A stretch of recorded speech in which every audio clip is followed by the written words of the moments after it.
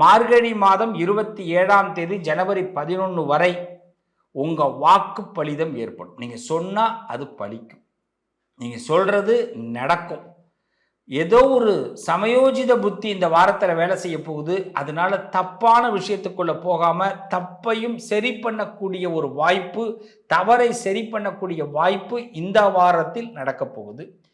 ஜனவரி 11க்குள்ள ஒரு ஆப்பர்ச்சுனிட்டி உங்களுக்கு கிடைக்க போகுது. அந்த ஆப்பர்ச்சுனிட்டிஸை மிஸ் பண்ணாமல் ஹேண்டில் பண்ணுங்கள், சக்ஸஸ் ஆவீங்க. சிலர் பேர்கிட்ட எதிர்பார்க்கக்கூடிய ஒரு பேர் கௌரவம் உங்களுக்கு ரிட்டர்னில் கண்டிப்பாக கிடைக்க போகுது. சில பேர் இன்னும் சொல்ல போனால் ஏதாவது பண வரவுகளை எதிர்பார்த்தீங்க, ஒரு நல்ல தகவலை எதிர்பார்த்தீங்கன்னா அந்த நல்ல தகவல் மேஷராசிக்கு இந்த வாரத்தில் உண்டு. உறவுகளிடத்தில் இருந்த சலசலப்புகள் கொஞ்சம் விலகிடும்.